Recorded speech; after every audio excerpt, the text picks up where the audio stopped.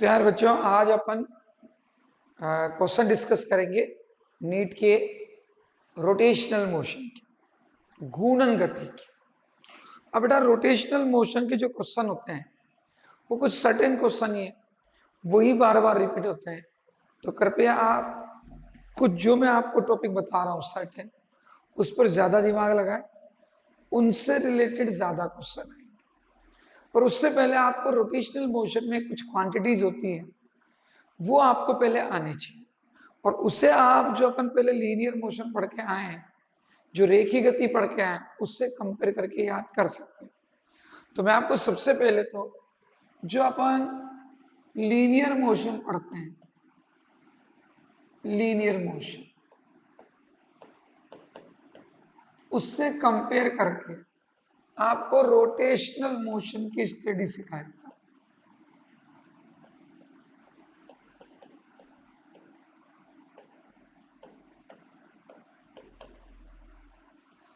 तो linear motion और rotational motion का कंपैरिजन कर लेते हैं। बताओ, लीनियर मोशन में क्या नोट करते हैं? डिस्प्लेसमेंट। लेकिन बेटा, रोटेशनल मोशन में डिस्प्लेसमेंट तो होता ही नहीं है, ऑब्जेक्ट वहीं घूमता है। तो इसमें क्या होता है बताओ? Angular displacement. क्या होता है? एंगुलर। क्योंकि लीनियर मोशन में वन प्लेस से कहा जाता है अनदर प्लेस, तो डायरेक्ट डिस्टेंस को क्या बोलते हैं अपन? डिस्प्लेसमेंट बोलते हैं, जो एक्स, वाई, जेड या आर से डिनोट किया जाता है। इसी प्रकार बेटा हो, रोटेशनल मोशन में ऑब्जेक्ट रोटेट करता है, तो रोटेट करेगा, वहीं घूमता रहेगा। तो बताओ क्या बनाएगा? एंगुलर डिस्प्लेसमेंट, जिसे हम किससे रिप्रेजेंट करते हैं? डेल्टा थीटा से। इसकी यूनिट आपको पता ही है क्या होती है? रेडियन। तो इसमें डिस्प्लेसमेंट होता है, उसके अंदर एंगुलर डिस्प्लेसमेंट होता है। पहली बात तो आप यह ध्यान रखें। इसके बाद बताओ, इसके अंदर वेलोसिटी होती है, वेग। वेलोसिटी का मामला क्या होता है बताओ? एवरेज है डिस्प्लेसमेंट अपॉन टाइम। और अगर इंस्टेंटेनियस है तो क्या लिखते हैं हम? dx/dt। सिमिलरली बेटा, इसके अंदर एंगुलर वेलोसिटी होती है,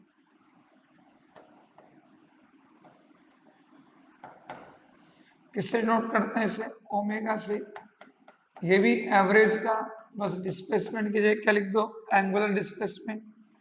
और इंस्टेंटेनियस के लिए d θ/dt। अब ये एंगुलर वेलोसिटी है, ये एंगुलर वेलोसिटी है, v ओमेगा। अब इन दोनों में आपस में रिलेशन भी होता होगा। यस, होता है, और आपके पेपर में काम भी आता है। तो हमको यहां पर रिलेशन लिख लेते हैं।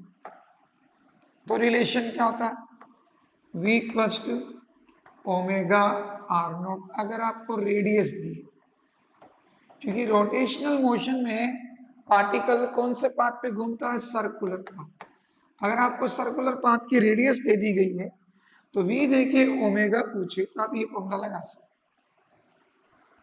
ये वाला v इक्वल्स टू ओमेगा। जैसे हम आपसे कह दें कि कोई भी इलेक्ट्रॉन है, वो न्यूक्लियस के अराउंड रेडियस दे दी, इतनी रेडियस के सर्कुलर पाथ पर मूव कर रहा है। बताओ, इसकी लीनियर वेलोसिटी इतनी है, तो एंगुलर बताओ। तो कोई दिक्कत नहीं, रेडियस दे रखा है तो v equals to omega R naught लगा। लेकिन अगर रेडियस ना देकर उसका पोजीशन वेक्टर दे रखा है, तो आपको क्रॉस प्रोडक्ट करना पड़ेगा। क्या करना पड़ेगा? Cross product. ये ध्यान रखो, क्रॉस प्रोडक्ट जानते हो ना, सारणिक से, डिटरमिनेंट से सोल्व होता है। वैसे आपको v इक्वल्स टू क्या करना पड़ेगा? ओमेगा आर करना पड़ेगा। तो ये ध्यान रखें कि अगर आपके पास में रेडियस दे रखा है तो ऊपर वाला फॉर्मूला है, लेकिन अगर पोजीशन वेक्टर दे रखा है तो आपको नीचे वाला फॉर्मूला अप्लाई करना पड़ेगा। ये पोजीशन वेक्टर बेटा, स्थिति सदिश। ये ध्यान रखना। तो ये लीनियर मोशन से आप जो रोटेशनल मोशन है उसकी सारी क्वांटिटी को ध्यान रखना। इसमें डिस्प्लेसमेंट होता है, एंगुलर वेलोसिटी, एंगुलर वेलोसिटी, दोनों में रिलेशन था। न्यूमेरिकल आ सकता है, नीट में ऐसे ही क्वेश्चन पूछ जाते हैं मोस्टली। अब प्यारे बच्चों आगे चलते हैं हम। ऐसे ही लीनियर मोशन में एक्सेलरेशन होता है। क्या होता है? एक्सेलरेशन, जिसे हम ए से रिप्रेजेंट करते हैं। ये भी दो तरह का होता है, average change in velocity upon time taken and instantaneous dV by क्या होता है? डीटी। तो बस दिमाग पे जोर डालो, ये आपको पता है तो ये अपने आप बना लोगे। इसमें क्या होगा बताओ? Angular acceleration.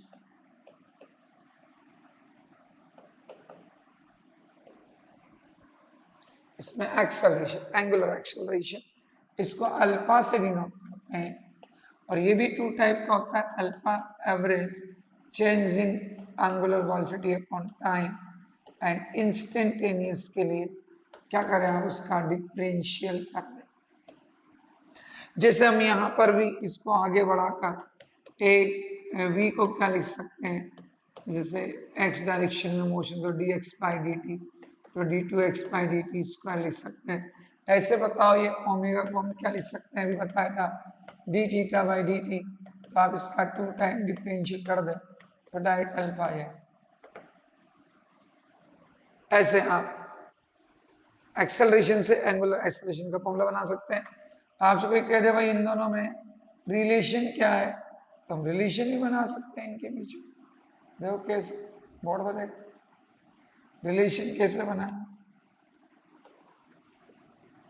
देखिए बोर्ड बताओ, A इक्वल्स टू क्या होता है? अल्फा आर नोट, अगर रेडियस दे दे, और A इक्वल्स टू क्या होता है? अल्फा क्रॉस आर, क्या दे दे? पोजीशन। दूसरी बात ध्यान रखें कि जो लीनियर मोशन के ये वेक्टर होते हैं ये रेडियल वेक्टर होते हैं, जिन्हें आप पोलर वेक्टर भी बोल सकते हैं।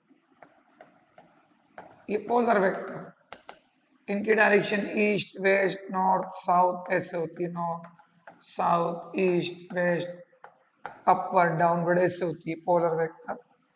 लेकिन ये जो रोटेशन मोशन के ये जितने वेक्टर हैं, जो एंगुलर डिस्प्लेसमेंट है, एंगुलर वेलोसिटी, ये बेटा एक्सियल वेक्टर है।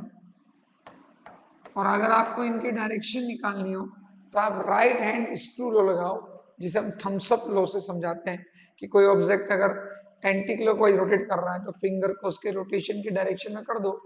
थंब किसको शो करेगा? Angular displacement, angular velocity, angular acceleration की डायरेक्शन। अगर बॉडी क्लॉकवाइज रोटेट कर रही है तो फिंगर को क्लॉकवाइज कर दो, थंब किसको शो करेगा?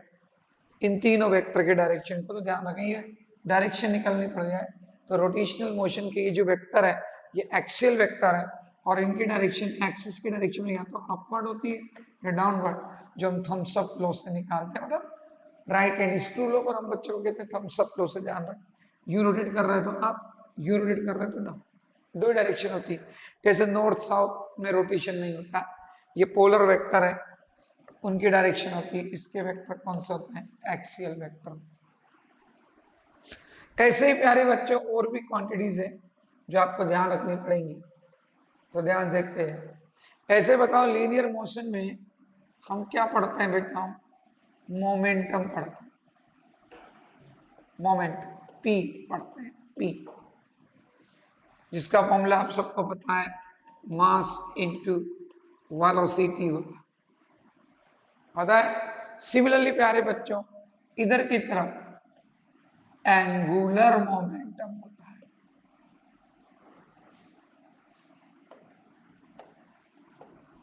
जिसको जे से डिनोट करते हैं। और प्यारे बच्चों इसका फॉर्मूला क्या होता है? Linear momentum into perpendicular distance, MVR, radius की फॉर्म, रेडियस की फॉर्म में ये MVR0। इसे आप PR0 भी लिख सकते हैं। और अगर आपको पोजीशन वेक्टर दे दे तो आप डायरेक्ट R क्रॉस P लगा सकते हैं। ये पोजीशन वेक्टर की फॉर्म में, और ये किसकी फॉर्म में था बेटा, रेडियस की फॉर्म। तो रेडियस की फॉर्म में बोलना हो तो ये लगाए MB_r0 या सीधा PR0, और अगर आपको ये दे दे तो इससे लगा सकते। आई बात समझ में? अब ऐसे ही प्यारे बच्चों, ये P=MB, वो MB_r0, ठीक है, PR0 लिख सकते हैं, और वेक्टर फॉर्म में क्या लिख सकते हैं, R×P। तो इधर मोमेंटम हो गया बेटा, उधर एंगुलर मोमेंटम। ऐसे प्यारे बच्चों, इसके अंदर होती है काइनेटिक एनर्जी।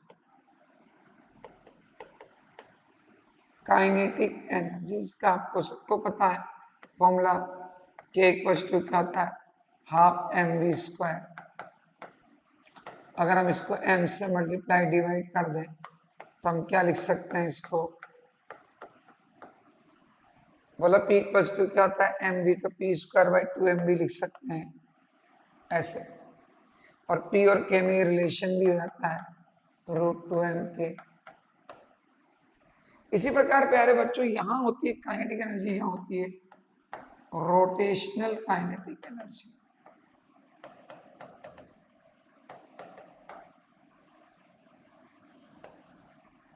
और इसका फॉर्मूला होता है,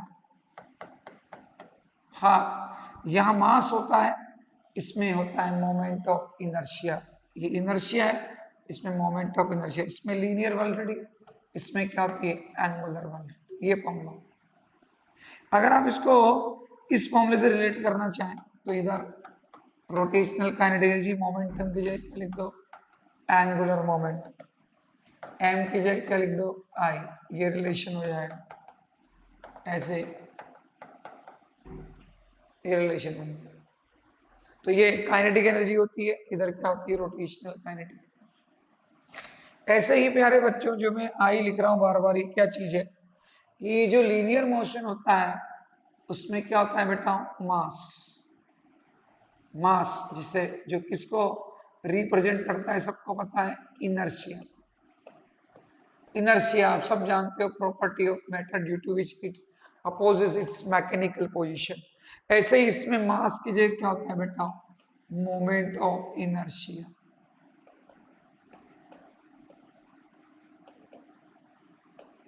क्या होता है, मोमेंट ऑफ इनर्शिया।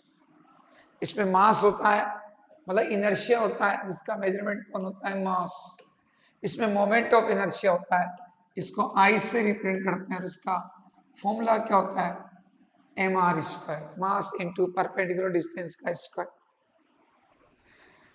ये जिस प्रकार P=mv फॉर्मूला होता है, P का m से रिलेशन है, वैसे बेटा J का भी, P की जगह J आ जाएगा एंगुलर मोमेंटम, m की जगह क्या आएगा, I, V की जगह ओमेगा। ये एंगुलर मोमेंटम और मोमेंटम इनर्शिया में क्या होता है, रिलेशन होता है।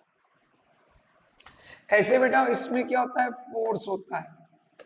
फोर्स, कोई भी बॉडी को मूव करना है तो क्या लगाते हैं, फोर्स, जिसका फॉर्मूला F=dp/dt या ma लिखते हैं। सिमिलरली बेटा यहां पर फोर्स नहीं होता है, क्या होता है, टॉर्क होता है। रोटेशन मोशन के लिए टॉर्क चाहिए, और उसका फॉर्मूला क्या होता है बेटा, टॉर्क से डिनोट करते हैं रेडियस के रूप में F×r0, और अगर वेक्टर फॉर्म में लिखे तो R×F।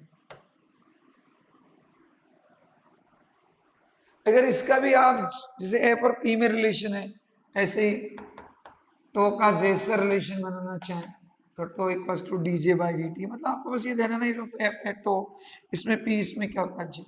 ऐसे ही ma होता है, तो आप m की जगह क्या लिख सकते हैं, मोमेंट ऑफ इनर्शिया। a की जगह क्या आएगा बताओ, अल्फा, तो टो=I अल्फा। तो ये फोर्स का फॉर्मूला, ऐसे ही टॉर्क के सारे फॉर्मूले ये लगा सकते हो, रेडियस की फॉर्म में ये लगा सकते हो, ये सारे टॉर्क के फॉर्मूले। तो इधर मास है, उधर मोमेंट ऑफ इनर्शिया। तो जो इसमें इनर्शिया का इंपॉर्टेंस होता है, जिसका मेजरमेंट मास है, इसमें मोमेंट ऑफ इनर्शिया। अब ध्यान रखिए बेटा, ये जो मोमेंट ऑफ इनर्शिया होता है, ये प्यारे बच्चों बॉडी की शेप पर डिपेंड करता है, और डिफरेंट डिफरेंट बॉडी के लिए इसकी वैल्यू क्या होती है, डिफरेंट डिफरेंट होती है। वो आपको पता होनी चाहिए, क्योंकि इसके ऊपर अभी आपको मैं थ्योरम बताऊंगा। 2 थ्योरम होती है, एक तो परपेंडिकुलर एक्सिस थ्योरम, एक होती है पैरेलल एक्सिस थ्योरम। उसके न्यूमेरिकल्स आते हैं, पक्का आएंगे नीट के अंदर। तो उसके लिए आपको सारी बॉडी का मोमेंट ऑफ इनर्शिया पता होना चाहिए। और प्यारे बच्चों, moment of inertia different body के जो होते हैं वो क्या क्या होते हैं ध्यान से। तो moment of inertia of different body, like आपको रिंग का लिखना है। किसका? रिंग का। रिंग का अपने सिमेट्रिक एक्सिस मतलब अपने प्लेन के परपेंडिकुलर और सेंटर ऑफ मास से जो एक्सिस जाता है उसके रेस्पेक्ट में मोमेंट ऑफ इनर्शिया ही होता है। अगर डिस्क है तो डिस्क का अपने सिमेट्रिक एक्सिस के रेस्पेक्ट में, सिमेट्रिक एक्सिस क्या होता है? जो उसके प्लेन के परपेंडिकुलर होता है और कहां से जाता है? बिल्कुल सेंटर ऑफ मास से। उसके रेस्पेक्ट में क्या होता है? mr²/2 होता है डिस्क के लिए। ऐसे सॉलिड सिलेंडर, ये आपको ध्यान रखना है, डेरिवेशन होते हैं इनके, और यहाँ नीट में डायरेक्ट ध्यान रखना पड़ता है। तो सॉलिड सिलेंडर है, ये सॉलिड सिलेंडर है। अब इसका अपनी लेंथ के पैरेलल और बिल्कुल सेंटर ऑफ मास से जो एक्सिस जा रहा है उसके रेस्पेक्ट में मोमेंट ऑफ इनर्शिया वही होता है जो डिस्क का होता है, mr²/2।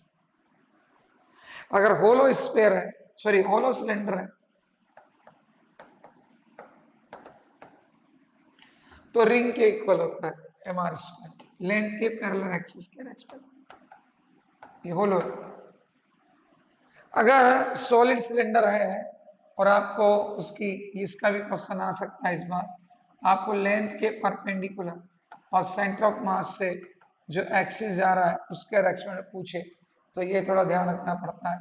ये m/4 r² + l²/3, जहाँ r क्या है बताओ? इसकी रेडियस है, m मास है, l है।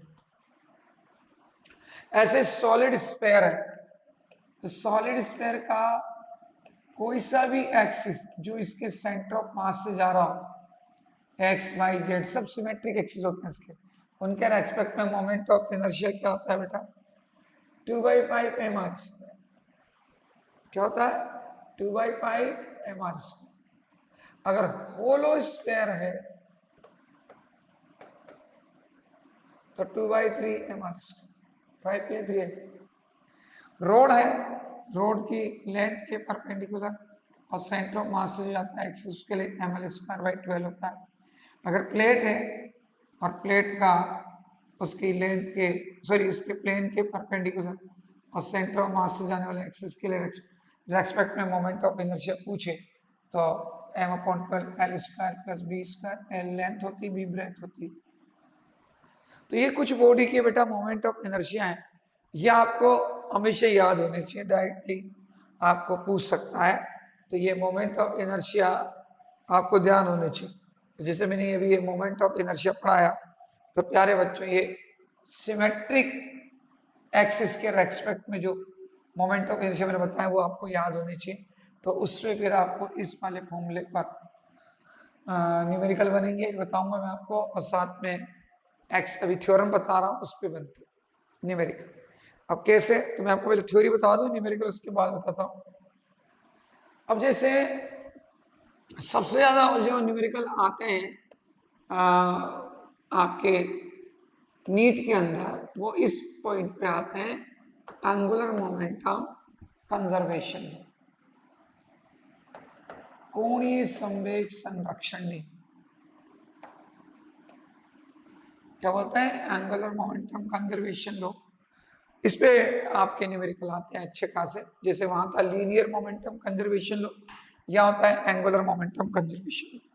कैसे क्वेश्चन बनते हैं इस पे थोड़ा ध्यान से देखिए आप बोर्ड पर। देख बताओ, अपन ने अभी पढ़ा कि टॉर्क और एंगुलर मोमेंटम में रिलेशन होता है, टॉ = dj/dt।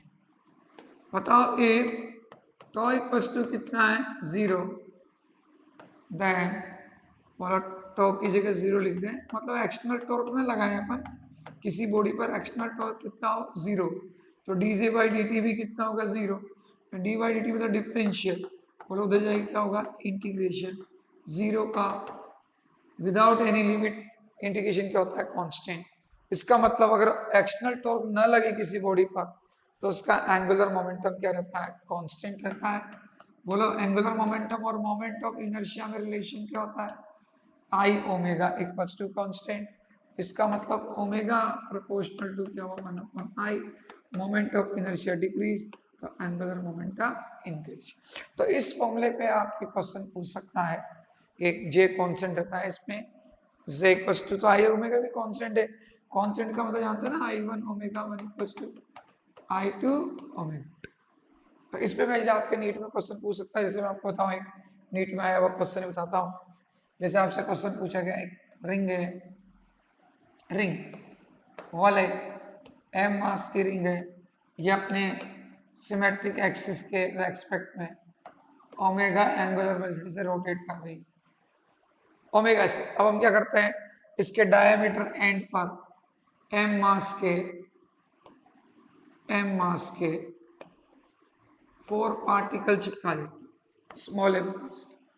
बताओ अब नई एंगुलर वेलोसिटी क्या हो। तो पहले एंगुलर वेलोसिटी कितनी थी, ओमेगा थी। नाउ ये पार्टिकल चिपकाने के बाद की पूछ रहा है, तो कोई दिक्कत नहीं, किसने टॉर्क तो लगाया नहीं।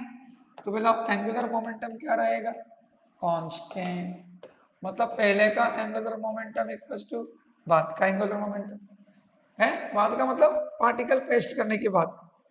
अब बताओ z इक्वल्स टू फॉर्मूला क्या होता है, आई ओमेगा। तो I1 omega 1 equals to I2 omega 2।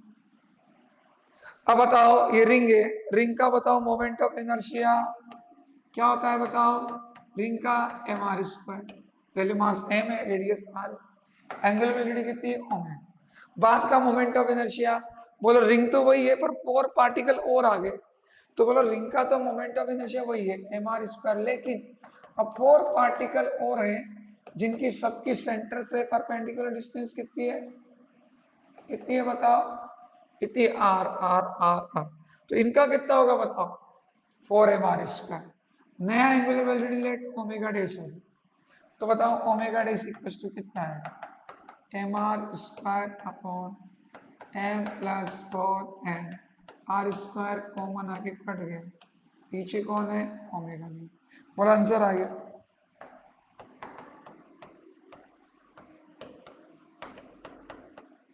ये answer.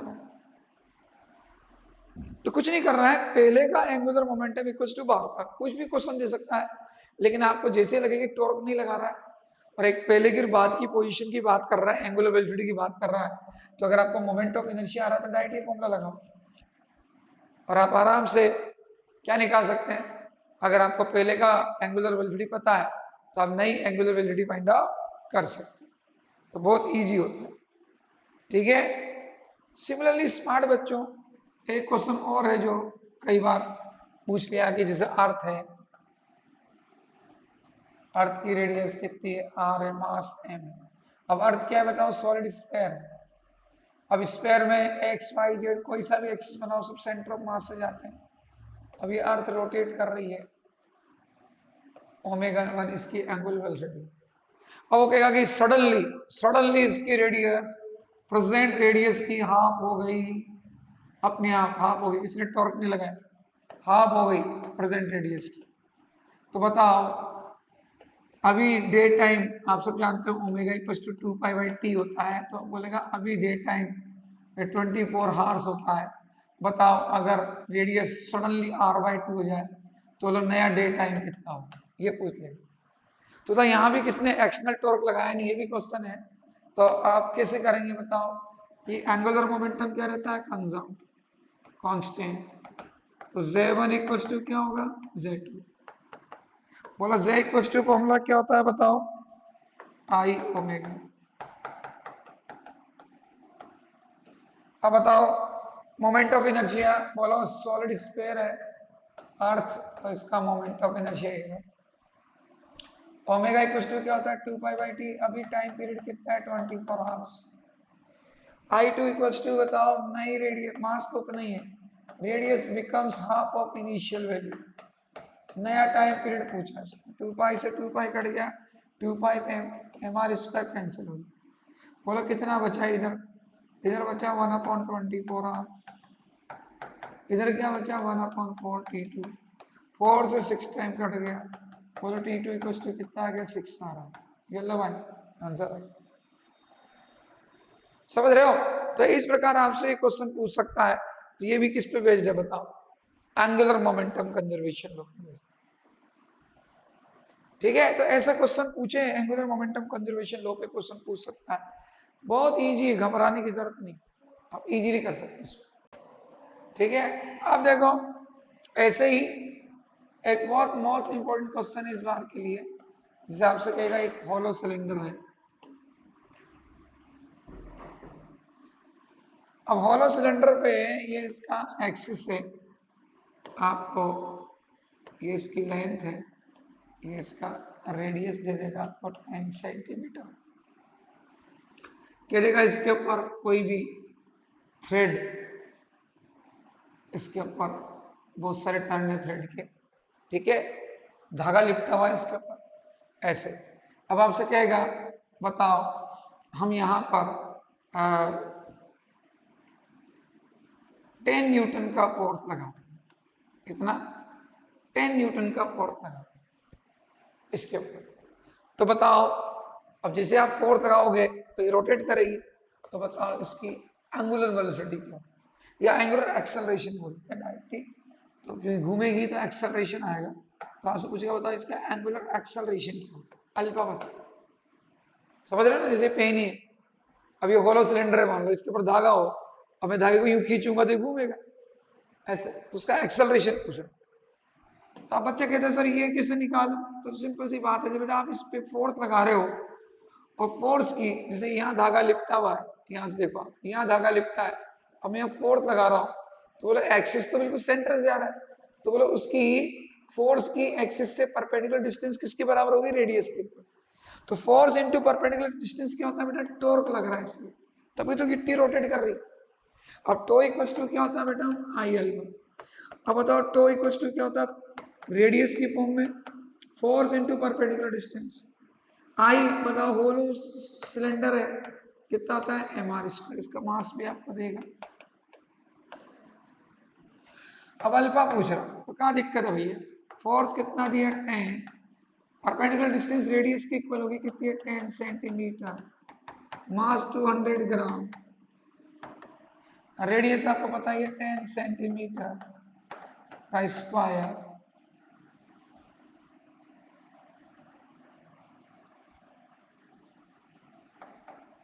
Square into alpha. Alpha आपसे पूछो तो भाई कैलकुलेशन कर लो, 20 कट जाएंगे, ये 100 10⁻² कट जाएगा, तो बोला कितना बचेगा? इधर 1 बचेगा, 2 10⁻², 10⁻⁻4 अल्फा, तो अल्फा इक्वल टू 1/2 इंटू 10⁻⁻², 10⁻⁻² ऊपर जाएगा, ये -2 है, मिक्स होके लिखाई में आ जाइए तो चल जाता है पेन एक साथ, -2 ऊपर जाएगा 10⁻+2, तो अल्फा इक्वल टू क्या हो गया? 50, कितना हो गया? 50 रेडियन पर सेकेंड।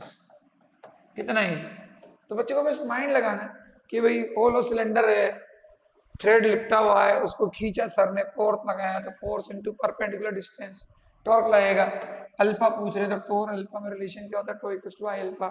आई आपको मैंने बताई दी है सारी बॉडी के, ये ध्यान रखना। देखो होलो सिलेंडर का मैंने बताया था आपको, होलो सिलेंडर का बताया था ना मैंने आपको भी, कितना होता है होलो सिलेंडर का? ये लिखा हुआ है होलो सिलेंडर का, ये रहा लेंथ के पैरेलल एक्सिस के रेस्पेक्ट में एम आर स्क्वायर, तो हमने एम आर स्क्वायर लिख दिया, तो बोला आंसर आया कि नहीं आया?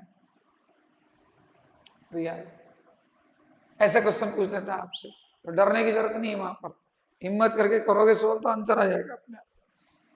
ठीक है, इसी प्रकार प्यारे बच्चों, ये जो मैंने आपको मोमेंट ऑफ इनर्शिया सिखाया है, ये सिमेट्रिक एक्सिस के रेस्पेक्ट में, वो अदर एक्सिस के रेस्पेक्ट में पूछ सकता है। तो इसके लिए आपको दो थ्योरम ध्यान रखनी पड़ेंगी, ध्यान रखें। दो थ्योरम है, एक तो है परपेंडिकुलर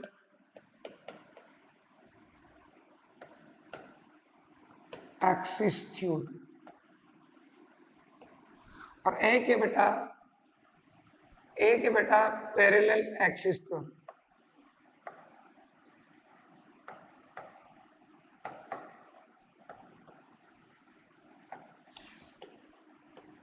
लंबवत अक्षों की प्रमेय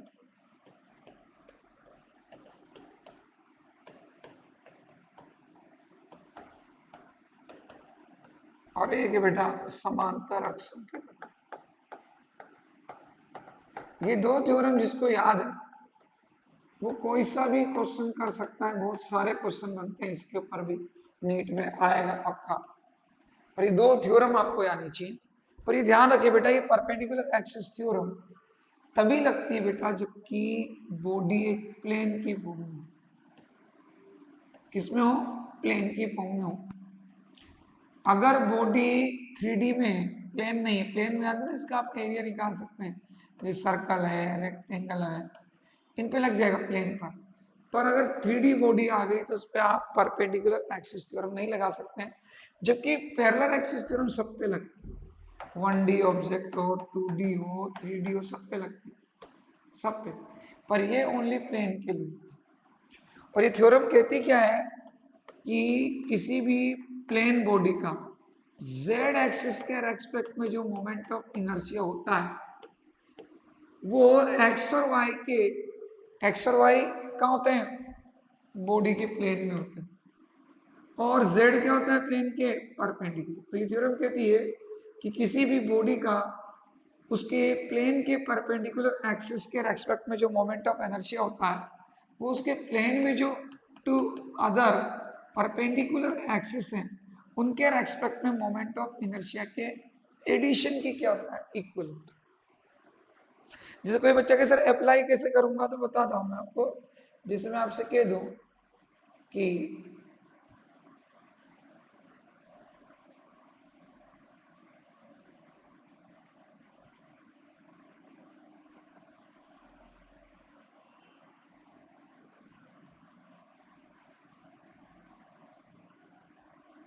जैसे मैं आपको कह दूं, ध्यान देखें,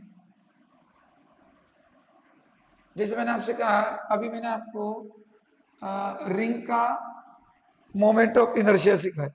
किसका, रिंग का। ये रिंग है, मास m है, रेडियस कितना है r। मैंने इसका z एक्सिस के रेस्पेक्ट में आपको मोमेंट ऑफ इनर्शिया सिखा दिया था, कितना था, mr²। अब मैं इसका यूज सिखा रहा हूँ आपको, पहले इसको बाद में देखेंगे, इसको बाद में देखेंगे, पहले इसका यूज सीख लो, इसको बाद में देखेंगे, कंसिडर करेंगे, ठीक है।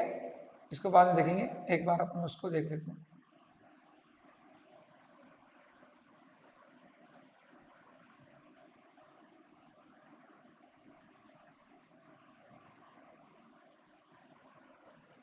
देख, अब मैं आपसे कह दूं कि भैया आप इस रिंग का, इसके डायामीटर, डायमीटर ये होता है जो प्लेन के अंदर होता है, ये तो प्लेन के परपेंडिकुलर है। अब पूरा प्लेन बताऊंगा तो पूरा सर्कल बना रहा हूं।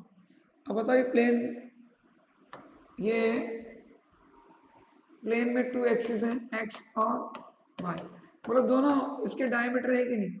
अब आपसे कहते हैं नहीं रिंग का, ये तो सर आपने z एक्सिस के रेस्पेक्ट में बता दिया, आप तो डायमीटर के रेस्पेक्ट में बताओ कि डायमीटर के रेस्पेक्ट में मोमेंट ऑफ इनर्शिया कितना होगा। तो बताओ, ये प्लेन बॉडी और x y z तीनों एक्सिस इसके अंदर है, सेंटर ऑफ मास से जा रहे हैं, तो आप ये थ्योरम लगा, क्या कहती है, I Z equal to I X plus I Y. अब बताओ, ये भी डायमीटर है, ये भी डायमीटर, दोनों के रेस्पेक्ट में मोमेंट ऑफ इनर्शिया क्या होगा, इक्वल। तो बोलो इक्वल हुआ तो दोनों ऐड हो जाएंगे। बोला आई जेड की वैल्यू आपको पता है, तो ये लो डायमीटर के रेस्पेक्ट में मोमेंट ऑफ इनर्शिया आ गई, mr²। इतना इजी। ऐसे मैं कह दूं कि भैया ये रिंग है, आपको z एक्सिस के रेस्पेक्ट में मोमेंट ऑफ इनर्शिया पता है, mr²। और मैं कह दूं भैया यहां से कोई एक्सिस जा, इसके रेस्पेक्ट में इसका मोमेंट ऑफ इनर्शिया निकालो, तो फिर आप ये थ्योरम नहीं लगा सकते, क्योंकि थ्योरम तो तभी लगेगी जबकि x y z तीनों एक्सिस होने चाहिए। ये ना x है ना y है, ये तो z के पैरेलल है। तो x y z तीनों एक्सिस हों जहां पर एक साथ, तो आप ये थ्योरम अप्लाई कर सकते हैं। जैसे कि आपको रिंग का डायमीटर के रेस्पेक्ट में निकालना है, डिस्क का निकालना है। मैंने आपको डिस्क का बताया था अभी कि डिस्क है, बोला डिस्क का जेड एक्सिस के रेस्पेक्ट में मोमेंट ऑफ इनर्शिया कितना होता है, कितना होता है डिस्क का बताओ। मैंने आपको बताया I Z equal to M R square by 2। अब मैं कह दूं भैया इस डिस्क का इसके डायमीटर के रेस्पेक्ट में बताओ, तो डायमीटर कौन होता है बताओ, ये होता है डायमीटर, एक्स और वाई, और जेड ये रहा, और वाह तीनों एक्सिस हैं, तो ये थ्योरम लग जाएगी। और इसमें वापस वही आई जेड इक्वल टू वही सेम डायमीटर हैं दोनों, तो बस यहाँ अंतर यह आएगा, आई जेड की value M R square by 2 लिखोगे तो आंसर बोले यहाँ क्या जाएगा उसमें 4 आ जाएगा। ये हो तो ऐसे 2D पर मतलब प्लेन पर ही अप्लाई होता है, वो भी तब होता है जबकि एक्स वाई जेड तीनों एक्सिस प्रेजेंट हो और एक ही पॉइंट पे कट कर रहे हैं, तो आप ये parallel axis sorry perpendicular axis theorem apply कर सकते हैं। आइदर आप परपेंडिकुलर एक्सिस थ्योरम अप्लाई नहीं कर सकते। आई बात में, तो परपेंडिकुलर एक्सिस थ्योरम केवल एक ही कंडीशन में लगती है, जबकि पहली बात तो प्लेन बॉडी हो और उसके प्लेन में तीनों एक्सिस होनी चाहिए, एक्स भी वाई भी और जेड, और तीनों इंटरसेक्ट एक ही पॉइंट पे करने चाहिए, तब जाके आप क्या निकाल पाओगे बेटा, इसको यूज कर पाओगे। ठीक है, तो इसके बस ये एक दो यूज में ही आती है परपेंडिकुलर एक्सिस थ्योरम। लेकिन स्मार्ट बच्चों ध्यान सुनना, ये जो पैरेलल एक्सिस थ्योरम ये बेटा हर कंडीशन में काम आती है। कौन सी? Parallel axis theorem, axis theorem कहीं से भी जा रहा हो, चाहे कोई सी बॉडी हो, 1D हो 2D हो 3D हो, कोई सी बॉडी सब पे अप्लाई होगा। दूसरी बात, एक्सिस जरूरी नहीं है कि सेंटर ऑफ मास से जा रहा हो, कहीं से भी जा रहा हो, सेंटर ऑफ मास के लिए तो डेरिवेशन होता है, सेंटर ऑफ मास के अलावा कहीं से भी जा रहा हो आप ये थ्योरम लगा सकते हैं। और ये थ्योरम क्या कहती है जरा सीखने की ट्राई करना। किसी भी शेप की बॉडी है, आप सबको पता है सेंटर ऑफ मास से जाने वाले एक्सिस के रेस्पेक्ट में आपको मोमेंट ऑफ इनर्शिया पहले से पता होता है, जो मैं आपको पहले ही बता चुका हूं। ये सेंटर ऑफ मास से जाने वाले एक्सिस के रेस्पेक्ट, ये सब एक्सिस सेंटर ऑफ मास से जा रहे हैं, ये सब सेंटर ऑफ मास से जा रहे हैं, तो सेंटर ऑफ मास के रेस्पेक्ट में तो आपको मोमेंट ऑफ इनर्शिया पता है, पर इसके अलावा आपको कहीं से पता लगाना हो तो स्मार्ट बच्चों फिर आपको कहाँ आना पड़ता है, इस थ्योरम पे आना पड़ता है। कौन सी थ्योरम बता रहा हूं मैं आपको? Parallel axis theorem. यहाँ पे ध्यान रखें, तो पैरेलल एक्सिस थ्योरम कब लगती है? सेंटर ऑफ मास के अलावा कहीं से भी एक्सिस जा रहा हो, कहीं से भी, इधर से इधर कहीं से भी जा रहा हो, अगर आपको सेंटर ऑफ मास के अलावा कहीं से भी एक्सिस जा रहा है और आपको उसके रेस्पेक्ट में क्या निकालना है बेटा, मोमेंट ऑफ इनर्शिया निकालना है, चाहे 1D हो चाहे 2D हो चाहे कोई सी बॉडी, अगर आपको सेंटर ऑफ मास के अलावा कहीं से भी जाने वाले एक्सिस के रेस्पेक्ट में मोमेंट ऑफ इनर्शिया निकालना हो तो इस थ्योरम का यूज। अब ये थ्योरम क्या कहती है, ध्यान सुनो, ये बॉडी है, इसका मास कितना है, m है, अब मुझे इस एक्सिस के रेस्पेक्ट में अननोन, आपको एक्सिस गिवन है, मतलब गिवन एक्सिस है, इसके रेस्पेक्ट में आपको इस बॉडी का मोमेंट ऑफ इनर्शिया निकालना। तो आप कुछ मत करो, इसके पैरेलल और सेंटर ऑफ मास से जाने वाला एक्सिस कंसीडर करो, लेट इसकी परपेंडिकुलर डिस्टेंस कितनी है, r है, इसके रेस्पेक्ट में आप चिंता मत करो, आपको मोमेंट ऑफ इनर्शिया पहले से पता होगा, इसके रेस्पेक्ट में आपको पता लगाना है। तो ये थ्योरम कहती है कि गिवन एक्सिस के रेस्पेक्ट में जो मोमेंट ऑफ इनर्शिया होता है वो किसके इक्वल होता है, इसके पैरेलल और सेंटर ऑफ मास से जाने वाले एक्सिस के रेस्पेक्ट में मोमेंट ऑफ इनर्शिया और mr स्क्वायर के एडिशन के इक्वल होता है, where m is the mass of body and r is the perpendicular distance between the axis,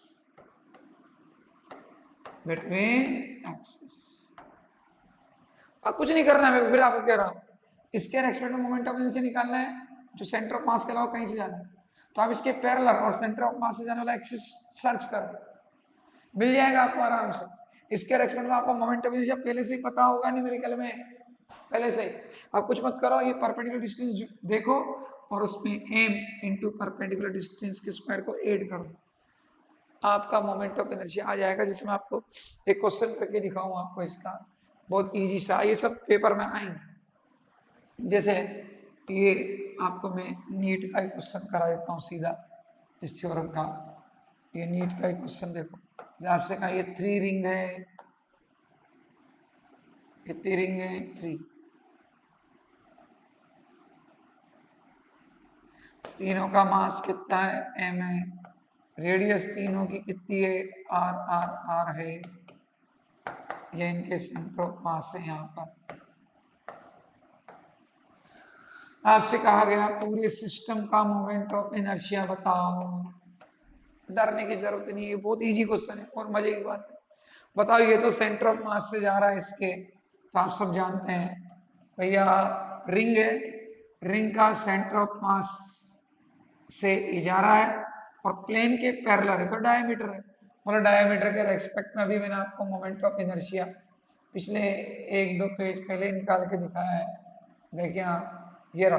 बोलो रिंग का कितना आया था बताओ, mr²/2, ये तो फिर मैंने डिस्क का चेंज कर दिया था, तो बोलो रिंग का कितना आया था mr²/2, तो बस उसी को लगाया। तो देखो, तो बोलो ये रिंग है और रिंग का डायमीटर है ये, तो डायमीटर के रेस्पेक्ट में mr²/2 प्लस, अब बताओ क्या ये एक्सिस इनके सेंटर ऑफ मास से जा रहा है क्या, नहीं जा रहा, तो आप क्या करें, अब जो इसका होगा वही उसका होगा, क्योंकि जितने सेंटर ऑफ मास के डिस्टेंस इसकी है उतनी इसकी, तो आप 1 का निकाल के 2 से मल्टीप्लाई कर। अब यहाँ आपको कौन सी एक्सिस कौन सी थ्योरम काम में लानी पड़ेगी, पैरेलल एक्सिस थ्योरम, क्योंकि बताओ ये सेंटर ऑफ मास से एक्सिस पास आउट नहीं होता, तो आप क्या करें इसके पैरेलल और इनके सेंटर ऑफ मास से जाने वाला एक्सिस सर्च करें, जो कौन होगा इसका डायमीटर होगा, परपेंडिकुलर डिस्टेंस दिख रही है, तो क्या कहती है पैरेलल एक्सिस थ्योरम, बताओ I = IC, बोलो सेंटर ऑफ मास से जाने वाला एक्सिस कौन है, डायमीटर, रिंग का डायमीटर के रेस्पेक्ट में moment of inertia mr²/2 plus क्या कर दो m into perpendicular distance between them, जो इसका होगा वही इसका होगा, इसलिए हमने 2 से मल्टीप्लाई कर। अब बताओ इसको सोल्व कर लो, mr²/2 mr², 2mr², बोलो एलसीएम वेलसीएम ले लो, कितना एलसीएम आ रहा है 2, तो mr² plus 2mr² plus 4mr², बोला कितना हो गया 7/2 mr², आंसर है। ऐसे काम आती है पैरेलल एक्सिस से, हाई भाषा में ऐसे आपसे कह दिया कि भैया ऐसा आपको दे दिया, ये सब नीट के क्वेश्चन है, आपको दे दिया है ये एक स्क्वायर है जिसकी सारी साइड्स क्या हैं ए है, इसके ऑल वर्टेक्स पर स्फेयर रखे हैं जिनका मास m है, सबका रेडियस कितनी है r है, या b दे देते हैं, a दिया ये b दे देते हैं, ठीक है। तो ये स्फेयर रखे हैं, इनकी रेडियस कितनी, सबकी b है, बताओ इसका इस एक्सिस के रेस्पेक्ट में मोमेंट ऑफ इनर्शिया क्या हो पूरे सिस्टम। तो जिसको पैरेलल एक्सिस थ्योरम समझ में आ गई ना बेटा, वो सब देखते हैं, चुटकी बजाते करते हैं क्वेश्चन। बताओ ये एक्सिस इन दोनों के सेंटर ऑफ मास से जा रहा है, सॉलिड स्फेयर है, क्या है सॉलिड स्फेयर, लिखा होगा थ्योरी में सारे सॉलिड स्फेयर हैं, तो बोला सॉलिड स्फेयर का अपने सेंटर ऑफ मास से जाने वाले एक्सिस के रेस्पेक्ट में मोमेंट ऑफ इनर्शिया क्या होता है 2/5 mr², दोनों का इतना ही होगा, 2 से मल्टीप्लाई कर प्लस। अब बताओ क्या एक्सिस इनके अंदर इनके सेंटर ऑफ मास से जा रहा है क्या, नहीं भैया नहीं जा रहा, तो पैरेलल एक्सिस थ्योरम लगेगी, तो इसके पैरेलल और सेंटर ऑफ मास से जाने वाला एक्सिस ढूंढो, यही है, जितना इसका होगा उतना इसका होगा, इसलिए 2 से मल्टीप्लाई कर देंगे, सीधा ही 2 से मल्टीप्लाई करके ऐड करो प्लस 2 से मल्टीप्लाई, तो बताओ लगाओ पैरेलल एक्सिस थ्योरम, बोलो उसका सेंटर ऑफ मास से जाने वाले एक्सिस के रेस्पेक्ट में सॉलिड स्फीयर क्या होता है 2/5 mr², रेडियस भी plus m into perpendicular distance between the कितना है a², ये लो भाई ऐड कर दो आंसर आ जाएगा। तो ये तो सेंटर ऑफ मास से जा रहे थे, तो इसका तो पहले से पता था दोनों का, ये नहीं जा रहा, तो आप मैंने कहा ना पैरेलल एक्सिस थ्योरम सब पे लगती है 1D 2D 3D सब, और कब लगाते हैं जब सेंटर ऑफ मास के अलावा कहीं से भी एक्सिस जा रहा हो, तो उसके पैरेलल और सेंटर ऑफ मास से जाने वाला एक्सिस ढूंढ लो जिसके रेस्पेक्ट में आपको मोमेंट ऑफ इनर्शिया पहले से पता होता। अब बताओ ये कितना हो गया 4mr² / 4mv² plus 2ma²। Sorry, इसकी रेडियस भी अपन ने आर की जगह क्या लिखना पड़ेगा, बी। रेडियस बी है ना इनकी, तो रेडियस बी लिखनी पड़ेगी बेटा, तभी आंसर आएगा अपना। तो b², यहाँ भी क्या है b²। अब इसको सॉल्व कर लो, तो i/ab = कितना आएगा बताओ, 8 डबल हो गया ना, दोनों 8 हो गए, 8mv² / 5 + 2ma²। आंसर ऐसे आप इजीली निकाल सकते हैं प्यारे बच्चों। तो पैरेलल एक्सिस थ्योरम और परपेंडिकुलर एक्सिस थ्योरम दो थ्योरम होती है, पर परपेंडिकुलर एक्सिस थ्योरम ज्यादा काम की नहीं, वो ओनली प्लेन बॉडी पे लगती है, वो भी तब जब कि एक्स वाई जेड तीनों एक साथ हो, तीनों एक्सिस एक साथ मिल रहे हो, तो फिर आप लगा सकते हो। लेकिन पैरेलल एक्सिस थ्योरम हर कभी लग जाती है, जब भी आपको सेंटर ऑफ मास के अलावा कहीं से भी एक्सिस जा रहा हो, तो आप पैरेलल एक्सिस थ्योरम लगाओ। सेंटर ऑफ मास से जाने वाले एक्सिस के रेस्पेक्ट में मोमेंट ऑफ इनर्शिया आपको पहले से पता होता है, तो आप इजीली इसको निकाल सकते। तो ये आपके रोटेशनल मोशन में जो नॉर्मली ये थ्योरम वाले हैं और एंगुलर मोमेंटम कंजर्वेशन के न्यूमेरिकल, ये ज्यादातर आपके आते हैं, ठीक है। इसके बाद प्यारे बच्चों जो क्वेश्चन बन सकता है आपके, वो किस पे बनता है,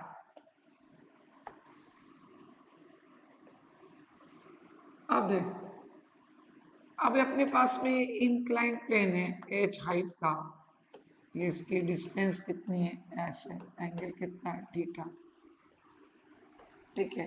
अब बताओ यहाँ पर मैं कोई भी symmetry body like ring, disc, sphere को रख दूं और छोड़ दूं, तो बोले ये वन प्लेस से कहाँ आएगा बेटा, अनदर प्लेस पे तो आएगा, लेकिन रोटेट करता हुआ है। तो यहाँ दो दो मोशन होंगे, रोटेशनल भी होगा और ट्रांसफॉर्मेशन भी होगा। इस मोशन को हम क्या बोलते हैं बेटा, रोटेटरी मोशन बोलते हैं। तो आपको रोटेटरी मोशन की भी न्यूमेरिकल आपसे पूछ सकता है, और ध्यान रखें जब भी रोटेटरी मोशन होगा तो